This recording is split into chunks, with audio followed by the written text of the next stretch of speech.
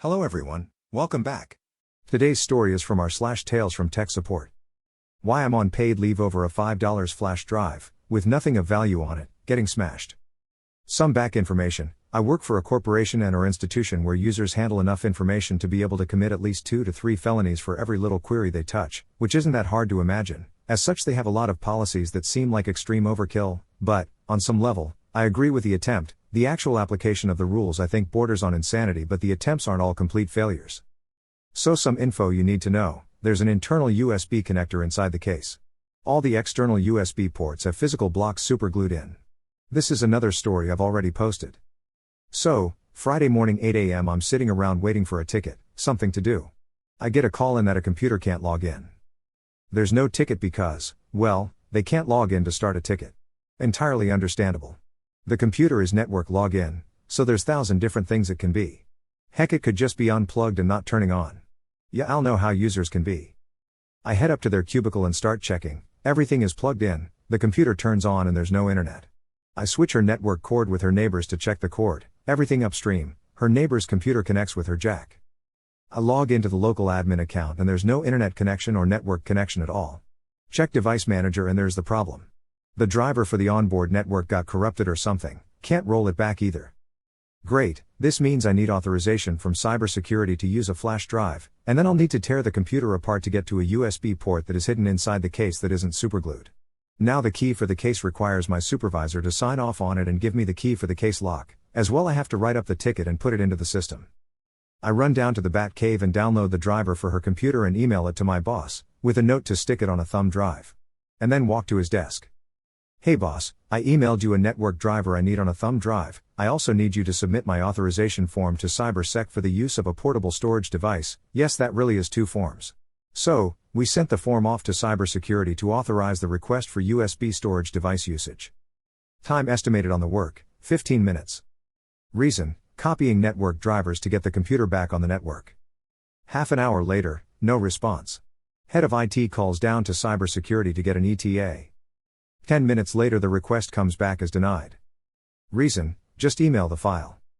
So, we got the biggest idiot ever reviewing the request. She has a tendency to just completely drop the ball. Before they took the job in cybersecurity, she had neither experience in cybersecurity, nor any basic understanding of IT. But it's okay, she can haphazardly enforce rules she doesn't understand, and she spends her day helping idiots reset their passwords using the password reset tool. So my boss has to call her and explain the situation. After about 5 minutes on the phone, he has to go upstairs to the boss of cybersecurity and explain why she's an idiot today. Half an hour later the approval comes from cybersecurity, comes into my email, and my boss texts me to grab the form from him, and his spare keys and USB drive. So now I have both authorization forms and I return to the woman's desk. She left a note for me that she's making a Starbucks run and will be back. So I power down her computer and turn it on its side so I can get it open to plug the USB in. I'm standing there fiddling with the flash drive and someone yanks it out of my hand, tosses it to the floor, and he starts stomping on it. "What the hell are you doing?" "USB devices are banned," he replied. Whoa. First of all, I have an authorization form from cybersecurity. Second of all, that's company property. And third of all, you just destroyed evidence, I told the idiot. So I call my boss and he's still in cybersecurity's office, for a water break room, as I explain what went down. Cybersecurity overhears this exchange. Cybersecurity decides to open a file on mishandling of suspected data, aka smashing evidence. Around about 11 a.m. my boss comes back to the user's desk with a different flash drive and the drivers for the network adapter and another stack of new forms for him to do the work. I spent an hour with cybersecurity filling out paperwork about the destruction of a $5 flash drive, giving my statement on the data mishandling, and my statement responding to the accusation of using a USB storage device. So it took 3 hours and 15 minutes of 2 text time, including the head of IT, to reinstall a network driver. And now they have to pay a data recovery specialist God only knows how much to try to recover nothing of any value on a $5 flash drive, to prove there was nothing malicious on it. Oh, and I'm on paid leave because they don't know for certain what's on the flash drive. Cybersecurity told me that as long as data recovery finds what I said is on it, or can't find anything, that I'm in the clear. If the drive hadn't been smashed, cybersecurity could have just looked at the USB drive and see what is on the drive. Should have taken like 8 seconds to do. Instead, I can collect paid checks until the data recovery experts take a few cracks at the USB drive. But the good news is that I got to go home early on a Friday. Also, I get a long weekend. Maybe I'll binge watch Stargate. Next story. I never use those, I won't pay for it. I work for a small IT company providing website, email servers and web software. People in this story are me, your dearest boss of client company. Mom, co-boss of client company and also boss's mother. After few years of collaboration with client, our accountant came to me saying that client haven't paid the monthly fee for their website and mail server. Sometimes, clients forget to set up automatic transfer when they change bank or their accountant went on vacation and forgets to tell someone to do it. So I called the client then to know what happened. The conversation went like this. Me, hi, it's me from IT company, we haven't received your transfer from last month. Is there a problem? Mom, I don't know, what are those fees? I won't pay for it. Me, these fees are for your website and your mail server. Mom, we don't use it. I don't want it. I will not pay for it. Click. Okay. You do not have to be this rude. So we sent a registered letter with recorded delivery saying that if they do not pay until the end of next month, we will have to shut down all their service. After a month and a little bit, still, no transfer, we shut off everything. Sure thing, 30 minutes later we receive a call from the boss. Boss, my email stopped working, you have to fix this please. Me, yes, we shut off your server because you haven't paid your monthly fees for the last 2 months. Boss, what? But mom is in charge of all the suppliers, she should have paid you. Me, no, she told us that you do not need our services and did not want to pay for it. Boss, she is crazy. We take care of all our invoices and contracts by emails. Without them we may as well close the company. I will take care of paying you personally from now on. But please start the server back on. And so we did, and 20 minutes later one of his employees was at our door with a check for the last 2 months and the upcoming one. And from this point he always paid us in time. Our next story. The oddest ticket I've ever worked. Sometimes, people pry apart my spreadsheets and tools and code for various reasons. And when they do, they find a hidden bit of code. I put it everywhere, as a sort of signature. People wonder what it is and they ask me. And I get to tell them this story. I was a tier, and I remote support tech. This was one of my first officially IT jobs, and I was a young, fresh-faced, wide-eyed kid with a working knowledge of some kind of code and the ability to install Java with over a 50% success rate. Kring.